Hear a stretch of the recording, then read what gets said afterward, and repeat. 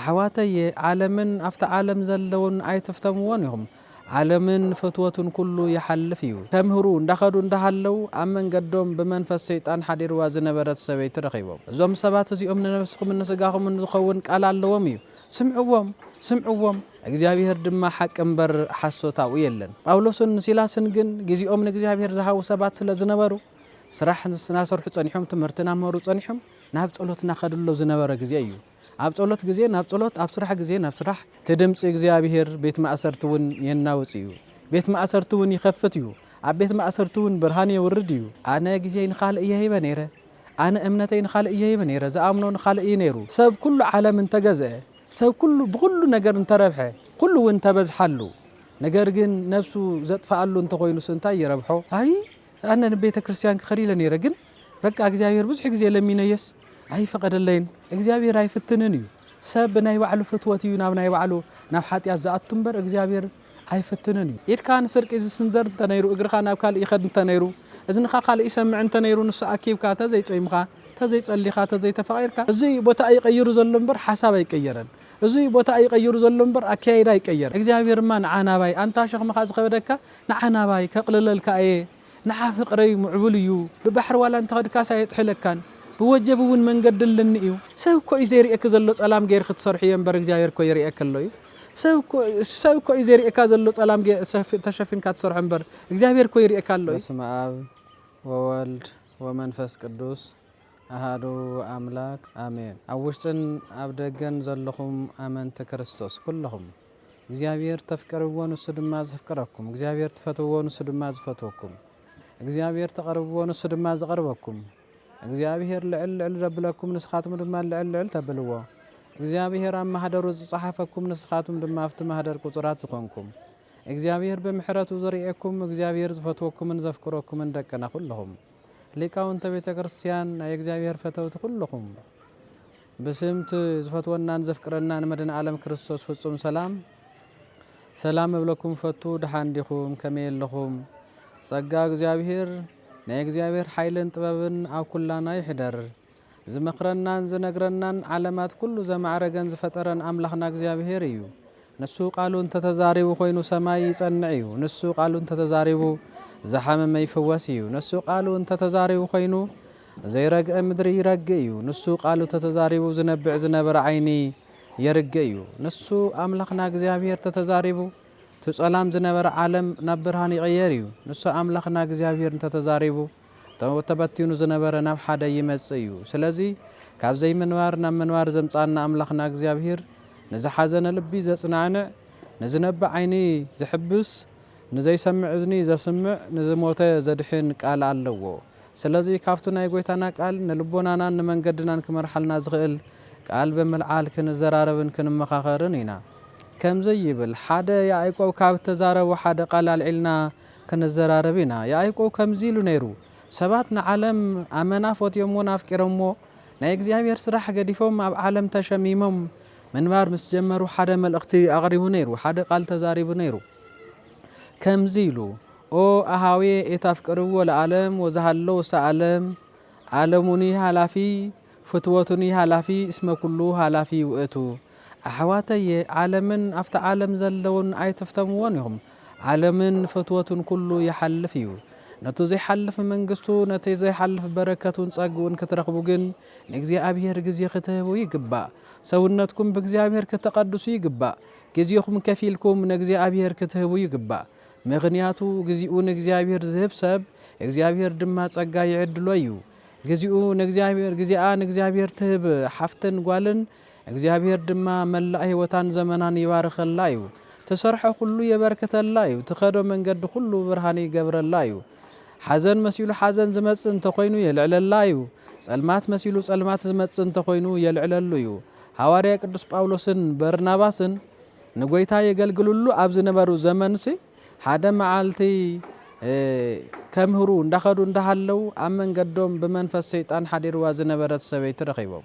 ነሳ ድማ ብናይ መንፈስ ሰይጣን ናሸምገለት ነቶም ናጠንቆለት ምግቦም ሰባት ነይሮም ነሳቶም ይሕጎስላ በትጥንቆለኣ በትንሳት ዛረቦ ናይ ሐሰት መንፈስ ግን ሐቀም ሲልአት ዛረቦ ቶም በዓኣ ዝኣምኑ ሰባት ድማ ሓቂ ዝተፈጸመሎም እናመሰሎም በቲ መንገዲ ንሱና ጠንቆለት ነቶም ሓለፍታ ትምግብ ነይራ ካብ ዕለታት ሓደ መዓልቲ ግን ጳውሎስን በርናባስን ናፍቱ ከባቢ ንሱ እንዳኸዱ ናብ ቤት ጸሎት እታ ሰበይቲ ሓቃዊ ትንቢት ከም ዘለዋ ሓቃዊ ትምህርቲ ከም ዘለዋ ከተምስል እዞም ሰባት እዚኦም ንነፍስኩም ንስጋኹም ዝኸውን ቃል ኣለዎም እዩ ስምዕዎም ሓልያ ይኮነትን ከምኡ ትብል ዘላ ንሳ ሓቀኛ ነቢይት እያ ተዛረበ ኩሉ ሓቂ እዩ ኢሉ ሕብረተሰብ ንኽወስዳ ንኽገንዘባ ወይ ንኽረዳኣ ደልያ እያ እግዚአብሔር ድማ ሓቂ እምበር ሓሶታው የለን እግዚአብሔር ድማ ፍቅር እምበር ምድንጋራኡ ስለዝየለ ሐዋርያ ቅዱስ ጳውሎስ ቀንዕ ኢሉ ምስ ረአያ ናብ ኣገጹ ምስ ረአየ ናይ እግዚአብሔር መንፈስ ቅዱስ ነቱ ሰይጣን ገሲጽዎ ንሳ ናብ ልቦናኣ ተመሊሳ ናብ ልቦናኣ ምስ ተመልሰት እቶም ሰባት ተናዲዶም ምክንያቱ ዝኾነን ዘይኮነን ደሓዋወሰት ናጠንቆለት ተምጸሎም ስለ ዝነበረት በኣ ይረኽቡ ነይሮም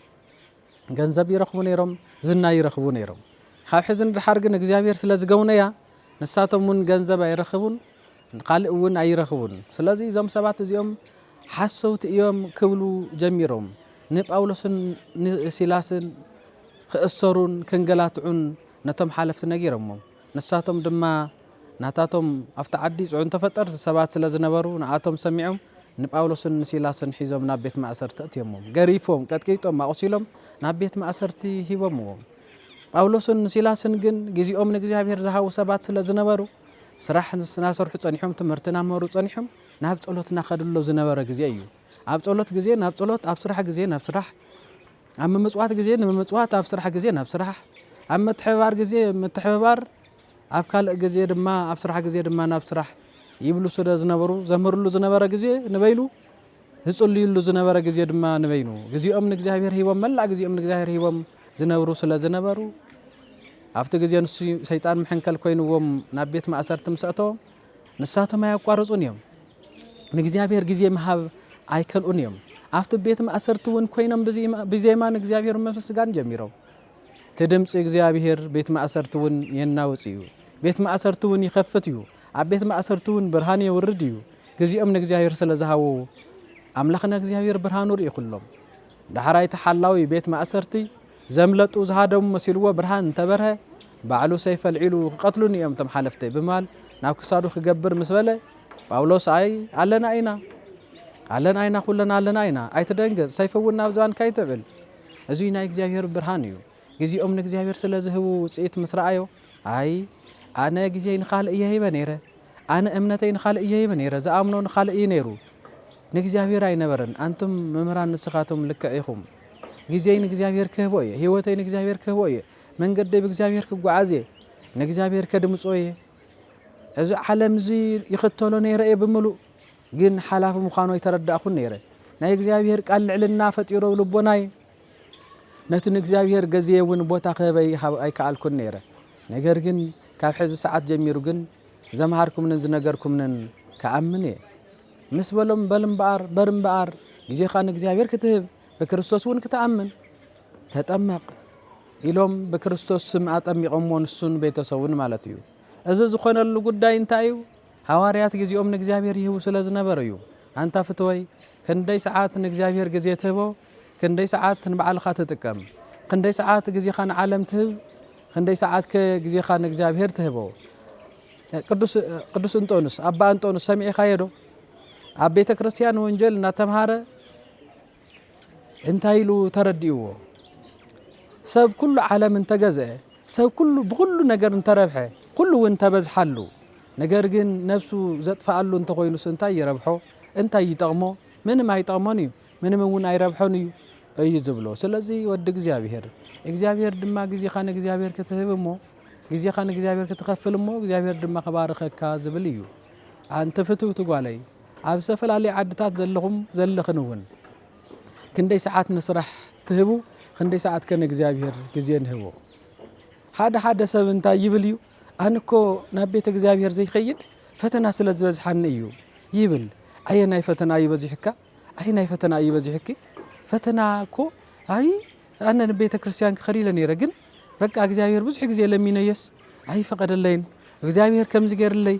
እድለይ ከምዚ ኮይኑ እንዳበለ ሰብ ይዛረብ እግዚአብሔር ኣይፍትንን እዩ ሰብ ናይ ባዕሉ ፍትወት እዩ ናብ ናይ ባዕሉ ናብ ሓጢያት ዝኣቱ እምበር እግዚአብሔር ኣይፍትንን እዩ እግዚአብሔር ያዕቆብ እንታይ ድበል ባዕሉ ያዕቆብ እቲ ዝፍተን ሰብ ብናይ ባዕሉ ትምኒትን ድልየትን ይፍተን እምበር እግዚአብሔር ሰብ ይፍትንን እዩ ኮይኑ እዩ ሓደ ሰብሲ ጾም ንዘይምድላይ ክጓዓዝ ከሎስ ጸሎት ንዘይምድላይ ክጓዓዝ ከሎስ እግዚአብሔር ከምኡ ገይርዎ ማለት ድዩ ሓደ ሓው ዝገበሮ ክነግረኩም ናብ ገዳምስ ስዋኣይ ከኣትሉ ናብ ገዳም ከይዱ ጾም ክጸውም ኢሉስ ናብ ገዳም ከይዱ ስዋኣይ ሒዘስ እግዚአብሔር ድሕሪ ስዋኣይን ድሕሪ ጾመይን በረከት ክህበኒ እዩ ኢሉስ ናብ ገዳም ከይዱ ድሕራይ ኣብቲ ገዳም ክኸድ ከሎ ኩሎም ፍትወታቱን ሓሳባቱን ኣብ ምድሪ ገዲፉ ዓለም ገዲፉ ክኸድ እናሃለወስ ኩሎም ሒዝዎም እዩ ናብቲ ገዳም ከይዱ ቶም ኣብ ዓለም ዝፈትዎምን ዝሰርሖምን ዝነበረ ኩሎም ተሰኪሞምስ ናብቲ ገዳም ከይዱ ናብ ቤተ እግዚአብሔር ክትኸድ ከለኻስ ልብኻ ንእግዚአብሔር ከም ዝምቹ ህይወትካ ንእግዚአብሔር ከም ዝምቹ መንገድኻ ንእግዚአብሔር ከም ዝምቹ ጾምካ ንእግዚአብሔር ከም ዝምቹ ስራሕኻ ንእግዚአብሔር ከም ዝምቹ ፍቅርኻ ንእግዚአብሔር ከም ዝምቹ እምበር እቲ ዓለም ትገብሮ ዝነበርካ ተኣኪቡ ሒዝካዮ ናብ እግዚአብሔር ናብ ቤተ እግዚአብሔር ትኸይድ ተኾንካሲ ተናይ እግዚአብሔር ዘይኮንካ ትሰርሕስ ናይ ባዕልኻ ኢኻ ክትጽልይ ከለኻ ሓሳብ ዓለም ውሽጥኻ ጌርካ ትጽልይ ተኾንካ ተናይ ዓለም ኢኻ ትኸድ ዘለኻ እምበር ናይ እግዚአብሔር ኣይኮነን ክትጽልይ ከለኻ ተናይ ዓለም ገዲፍካ ናይ እግዚአብሔር ህሊና ሒዝካ ኢኻ ክትጽልይ ዘለካ ህትጾም ከለኻ ሰውነትካ ኩሉ ቀዲስካ ኣብ ልቦናኻ ወይ ኣብ ልብኻ ቄማት ካልኦታት ነይሮም እንተኾይኖም ኢድካ ንስርቂ ዝስንዘር እንተነይሩ እግርኻ ናብ ካልእ ይኸድ እንተነይሩ እዝንኻ ካልእ ይሰምዕ እንተነይሩ ንሱ ኣኪብካ ተዘይጾይምኻ ተዘይጸሊኻ ተዘይተፈቒርካ ከመይ ኢልካ ናይ ዓለም ሓሳብ ሒዝካ ኢኻ ኣብ ቤተ እግዚአብሔር ዘለኻ እሞ ንሱ ግጉይ ርድኢት እዩ ስለዚ ዝሓውዚ ከምኡ ኢሉ እናሃለይ ከምቶም ዓለም ዝነበረ ኮይኑስ ናብ ገዳም ከይዱ ከምቶም ዓለም ዝሰርሖ ዝነበረ ኮይኑስ ናብ ገዳም ከይዱ እዚ ቦታ ኣይቀይሩ ዘሎ እምበር ህይወት ኣይቀየረን ዘሎ እዚ ቦታ ኣይቀይሩ ዘሎ እምበር ሓሳብ ኣይቀየረን እዚ ቦታ ኣይቀይሩ ዘሎ እምበር ኣከያይዳ ኣይቀየረን እዚ ቦታ ኣይቀይሩ ዘሎ እምበር ጾሞ ኣይቀየረን ዘሎ ሰብ እዚ ስለዚ ብኸምዚ ዝበለ መንገዲ ድማ ግጉይ ርድኢት ስለ ዝኾነ እግዚአብሔር ብኸምዚ ኣይሰምርን እዩ እግዚአብሔር ብኸምዚ ኣይፍትንን እዩ እግዚአብሔር ማ ንዓናባይ አንታ ሸኽምኻ ዝኸበደካ ንዓናባይ ከቕልለልካ እየ ንዓ ፍቕረይ ምዕቡል እዩ ብሽመይሲ ናብ ብዙሕ ነገር ክልኸልካ እየ ብባሕሪ ዋላ እንተኸድካስ ኣይጥሕለካን ብወጀብ እውን መንገድልኒ እዩ ብኩሉ መንገድልኒ ንዓናባይ እዩ ዝብል እግዚአብሔር ድሕራይ ሰብዚ እቲ ሸኽሙ ተሸኪሙ ናብ ገዳም ከይዱ ኣብ ገዳም ምስ ከደስ እቲ ፍትወት ናይ መባልዕ ትገዲፍዎ ስለ ዘይከደ እንቋቁሖ ናይ መብላዕ ደስታ ኣምፂሉ እንቋቁሖ ክበልዕ ደስ ኢልዎ እቲ ወቕቲ ድማ ወቕቲ ጾም ስለ ዝነበረ ኣብሲሉ እንተበሊዕዋ ኮይኑ ቶም ገዳማውያን ናይ እንቋቁሖ ሽታ ክሸቶም እዩ ድሕራይ ንምንታይ ከምዚ ትገብር ክብሉን እዮም ኢሉ ረእይዎ ተተሓሳስኡ እውን ስለ ዘይቀየረ ነተተሓሳስኡ ሕማቕ ኣተሓሳስኡስ ካልእ ሕማቕ ወሲኹ እንደገና ክሰርሕ ጀሚሩ ኣይ ብጥዋፍ ከብስላ ኣለኒ ታንቋቁሖ ብጥዋፍ ኣብሲለ ክበልዓ ኣለኒ ሰብ እኮ ዘይሪኦ ዘሎ እምበር እግዚአብሔር ኮ ይሪኦ ኣሎ እዩ ሰብ እኮ ዘይሪእክ ዘሎ ጸላም ገይር ክትሰርሕ እየ እምበር እግዚአብሔር ኮ ይሪእክ ኣሎ እዩ ሰብ እኮ ዘይሪእካ ዘሎ ጸላም ተሸፊንካ ትሰርሖ እምበር እግዚአብሔር ኮ ይሪእካ ኣሎ እዩ ትሕስዮ እኮ ተሰብ እዩ ምናልባት ዘይፈልጠካ እምበር እግዚአብሔር ኮ ይፈልጠካ እዩ ተሰብ ኣጋጣሚ ኩሉ ሓሳብካ ተዘይፈሊጠካ ኮይኑ ትሕስለኻ ምዃንካ ሙሉእ ለይ ክግንዘበካ ይኽእል እዩ እግዚአብሔር ግን ውሽጥናም ደገናም ዝፈልጥ ኣምላኽ ስለ ዝኾነ ኩለመናና ዝፈልጥ ኣምላኽ ስለ ዝኾነ ይፈልጦ እዩ ናይ ሓቂ ዲኻ ናይ ትኽክል ጾም ዘለኻ 10 ደናግል ደይረኣኹምዎን ኢኹም ኣብቲ መጽሓፍ ደየንበብኩምዎን ኢኹም 10 እየን ኮ ደናግል እየን እተን 5 መብራህቲ ሒዘን መጽየን እተን 5 ግን ሒዘን ተዳልየን ስለ ዘይተረኽባ ንሳት ቲኣተን ወዲቐን ቲኣተን ግን ድሒነን እየን ቲኣተን ናብቲ መርዓ ኣትየን ቲኣተን ናብ መርዓ ይከዳን እየን ስለዚ እግዚአብሔር ውሽጢ ስለ ዝፈልጥ እዩ ኣይፈልጠክንን እዩ ዝበለን እንተን 5 ነተን 5 ግን ናይ ደገአንን ናይ ውሽጠንን ስለ ዝፈልጠን ናፍቲ ዝግባእ ቤት መርዓ ኣእትይወን እቶም መክሊት ዝሃቦም ንባዕሎም ንሳቶም እውን ከምኡ እዮም እግዚአብሔር ኣምላክ መክሊቶም ንዘርብሑ ኣርቢሑ ገብርሄር ሰናይ መገልገሊ ኢሉ ፀዊዕዎም እዩ ነቶም ዘይርብሑ ግን ነቱ ዘይርብሐ ግን ተሰጊጉ እዩ ነቶም ብየማኑ ደው ዝበሉ አንቱም ናበይ ብሩኻን ዝብል ድምፂ ኣስሚዕዎም እዩ ነቶም ብጸጋም ዘለው ግን ኣይ ክሉ ኣይፈልጠኩም ናፍቲ ጸልማት ኢኹም ትኸዱ ንዑ እኮ ዳዊት ንሱ ተገንዚቡ እዩ ፍካሬ ጻድቃን ኢሉስ ኣብ መወዳእታ 6 ቁጽሪ يأمر እግዚአብሔር ፈነቶም ለጻድቃን ወፈነቶም ሰላሃጣን ተጠፍእ እግዚአብሔር ናጻድቃን መንገድ ይፈልጥ እዩ ናይ ኃጢአተኛታት መንገድ ግን ተጠፍእያ በናይ እግዚአብሔር መንገድ ይኮነትን አነ መንገድን ሐቅን ህይወትን የዝበለውን ነዘ መንገድ ዙይ ንምኽታለን ንምድጋፍን ቅዱስ ዮሐንስ ካብ ጎይታ ዝተዛረቦ ሰሚዑ ማለት እዩ ስለዚ እዚ ሰብ እዚ እግዚአብሔር ይርአነሎ እዩ ሰዋይ ናብ እግዚአብሔር የዝኸድኩም በር ናብ ምድሪ ይኮነን ንሰብ ይኮነን ኣነ ጸዋሚ ምእንቲ ክበሃል ኣነ ጸላይ ምእንቲ ክበሃል ኣነ ቆራቢ ምእንቲ ክበሃል ኣነ ከምዙ ይሰርሕ መጽዋት እዩ ምእንቲ ክበሃል ኣነ ቤተ ክርስቲያን ይመላለስ እዩ በቃ ኩሉ ግዜ ኮይ ቤተ ክርስቲያን ዝመላለስ ኩሉ ግዜ ኮይ ካብ ቤተ ክርስቲያን ትረኽቦ ኩሉ ግዜ ኮይ ኻና ቀደሰ ትረኽቦ ኩሉ ግዜ ኮይ ኻና ጾሞ ትረኽቦ ኩሉ ግዜ ኮይ ኻና መጽወተ ትረኽቦ ዝብል ጥራሕ ኣይኮነን ሓሳብ ሒዝና ክንነብር ዘለና ትንጾሞ ጾም ሓቃዊ ጾም ክኸውን ትንጽልዮ ጸሎት ሓቃዊ ጸሎት ክኸውን ትንህዎ ትሩፋት ትንሰርሖ ትሩፋት ሓቃዊ ትሩፋት ክኸውን እቲ ንህዎ ስእለት ሓቃዊ ስእለት ክኸውን እቲ ንህዎ ምጽዋት ናይ ልብና ናይ ሓቅና ተገንዚብና ካብ እግዚአብሔር ዋጋ ክረክብ እየ ብዝብል ሒዝና እንተ ኮይኑ ግን ዋጋ ኣለዎ ብዙሕ ዋጋ ኣለዎ እዚ ሓውዚ ግን ኣብ ዓለም ዝሰርሖ ዝነበረ ተሰኪሙ ናፍቲ ገዳም እውን ከይዱ ብጥዋፍ ከብስል ምስ ጀመረ እቶም ኣበምኔት ነቶም ደቆም ዝጾሙ ዘለው ደቆም ዝጽልዩ ዘለው ደቆም ህሊናኦም ከፊሎም ናብ ምድሪ ናብ ዓለም ከይገብሩ ህሊናኦም እውን ብስጋኦም እውን ብነፍሶም እውን ምስ እግዚአብሔር እንትኽራኸቡ ጾሞምን ስእለቶምን ምስ እግዚአብሔር ዝራኸብ ነዚ ዓለም ዝፈቱ ነዚ ዓለም ዘፍቅር ዘይኮነስ ናብ ዓለም ዝምልስ ዘይኮነስ ናብ እግዚአብሔር ልዕል ዘብል ምእንታን ክኸውን እናገውነይዎም እናዘሩ ኣብ ዝረኣየሎም ግዜ ኣብኡ ብፅሕ ምስ በሉስ እንቋቁሖ ብጥዋፍ ናብሰለ ወደየ ናብዛ ገዳም ዝመጸኸሉ ምኽንያት ንጾም ደይኮነን ናብዚ ቦታ ዝመጸኸሉ ምኽንያት ክትድሕን ደይኮነን ክትጥቀም ደይኮነን ንምንታይ ጸላም ወይ ተሸፊንካ ከምዚ ትገብር ኣለኻ ኢሎምዎ ኣቦየ ይቅርታ ሰይጣን የስሒትኒ ኢልዎም ሰይጣን ኣብ ደገ ጸኒሑ ኣይ እዛ እንዶምሲ እዛ ብጥዋፍ እንቋቁሖ ምብሳልስ ካብኡ እየ ዝመሃራ ዘለኹ እዚ ናይ ተንኮል መምህር እምበር ኣነ ነዚ ኣይስሕትክዎን ኢሉ ሰይጣን ስለዚ እቲ ሓሳብ ንሱ ናብ እዮብ ሰይጣን ክመጽእ ከለኩ እዮብ ኣሸኒፍዎ እዩ ብትዕግስቲ ናብ ልብኻ ክመጽእ ከሎ ብትዕግስቲ ክትመጽእ ክተሸንፎ ይግባእ ብዝሙት ክመጽእ ከሎ ብንጽህና ክነሸንፎ ይግባእ ብምባእስን ብምጽላእን ክመጽእ ከሎ ብፍቅሪ ክነሸንፎ ይግባእ ብምስራቅ ክመጽእ ከሎ ብምምጽዋት ክነሸንፎ ይግባእ ኣነ ኣይሰርቕን እየ ትብል ተኮይንካ ኢድካ ክምጽውት ኣለዎ ኣነ ኣይጻልኣን እየ ትብል ከለኻ ናተፋቐርካ ክትርአ ኣለካ ናተፋቐርካ ክትርአ የለኪ ኣነ ይጸውም እየ ክትብል ከለኺ ጾምኪ በረከት እንዳሰርሐ እናተረኸበ እንዳብዝሐ ናይ መንፈስ ቅዱስ ፍረ ክርከብ ይልክቦ ኣነስ ትሕትና ኣለኒ እዩ ክትብል ከለኽሲ ትሕት ኢልኪ ከምቲ ጎይታ ዘርአየና ትሕትና እንዳሰርሐና ክትርከብን ክንርከብን ይግባአና ሓው ናይ ሓውክ እግሪ ናይ ኣቦኽ እግሪ ናይ በዓል ገዛኽ እግሪ ናይ በዓልቲ ገዛኻ እግሪ ንሓፀብካ ድንንኢልካ ክብርና ክበርካ ክትርአ ክትርከብ ይግባአካ ብንዝሓልፍ ነገር እናወደቅካን እናኸድካን እናተሰእኻን ክትርከብ የብልካን እግዚአብሔር ከምኡ እዩ ዝብል እሞ እምበኣር ያዕቆብ ከምኡ እዩ ዝብል ዘሎ ግዜ ንእግዚአብሔር ኣይትስኣን ግዜ ንእግዚአብሔር ኣይትስኣነሉ ግዜ ነዝሃበ እግዚአብሔር ግዜ ክትህቦ ይግባእ ዕድመ ነዝሃበ እግዚአብሔር ግዜ ክትህቦ ይግባእ ሃብቲ ነዝሃበ እግዚአብሔር ካብኡ ኣካፊልካ ነቲ ዝኣዘዞ ክትሰርሕ ይግባእ ነዚ ዝሓልፍ ዓለም ፎቲኻ ነዚ ዝጠፍእ ዓለም ፎቲኻ ናይ እግዚአብሔር ግዜ ክትሕፅር የብልካን ንእኮ ያዕቆብ ኣብ ናይ ዓለም ስራሕ ተሸሚሞም ኣብ ናይ ዓለም ስራሕ በዚሕዎ ስርሖም ምስ ረኣዮም ኣንቱም ኣሕዋተየ እቲ ትሰርሕዎ ዘለኹም ትትርእይዎ ዘለኹም እኮ ኩሉ ሓላፊ እዩ ጠፋእ እዩ ንዘይሓልፍ ደኣ ልፍዑ እምበር ኣመና ንዝሓልፍ ኣይትልፍዑ ከምዚ ክበሃል ከሎ ንስጋኻ ይትስራሕ ወይ ከይሰራሕኻ ኮፍ ኢልካ ውዓል ማለት ኣይኮነን ንእግዚአብሔር ዝግባእ ግዜ ንእግዚአብሔር ንዓኻ ዝግባእ ግዜ ንዓኻ ንስራሕኻ ንእግዚአብሔር ንህቦ ግዜ ንእግዚአብሔር ንስራሕና ንጥቀሞ ከዓ ንስራሕና ክኸውን ይግብኦ እምበር ስኢልና ኩሉ ግዜና ንዓለም ክነርብሖ ወይ ክንህቦ የብልና እግዚአብሔር ከምኡ እዩ ዝብለና ዘሎ ብዙሕ ግዜ እኮ ተዛሪብና እዩ ኣንቱም ንዑናባይ ደቀይ ንዑናባይ ኣነ ጽምእኹም እውን ከርውየልኩም እየ ሕማምኩም እውን ክፈውሰልኩም እየ ጥሜትኩም እውን ክዕንግለልኩም እየ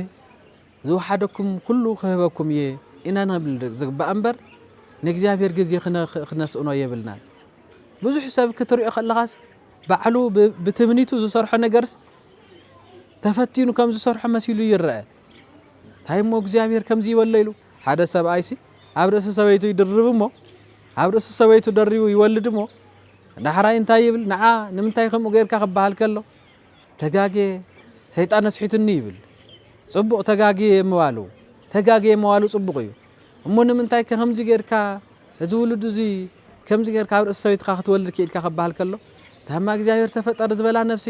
እግዚአብሔር ተፈጠር ዝበላ እግዚአብሔር ድዩ ኣብ ርእሲ ሰበይትካ ደረብካ ውለድ ይልካ እግዚአብሔር ድዩ ኣብ ርእሲ ሰበይትካ ኣመንዝር ይልካ እግዚአብሔር ድዩ ንሰበይትካ ሓሶት ሓስያ ይልካ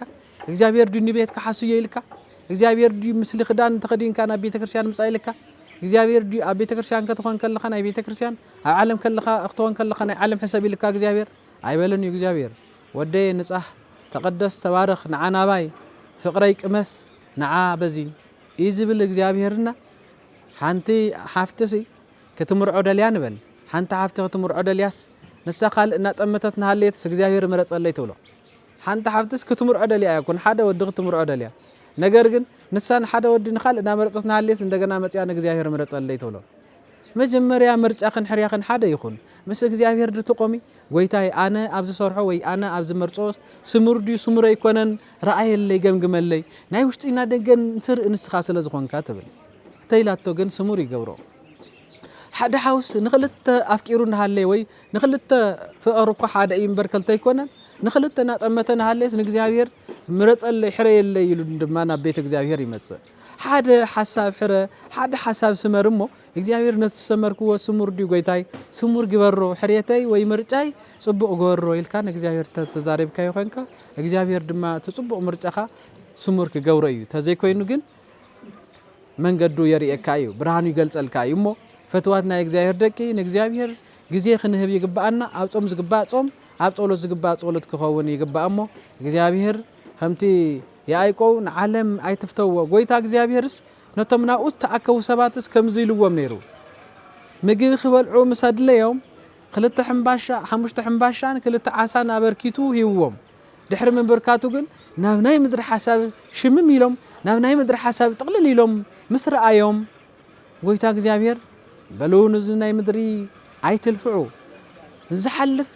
ሞት ንዘምጽእ ኣመና ገዚኹም ሂብኩም ኣይትልፍዑ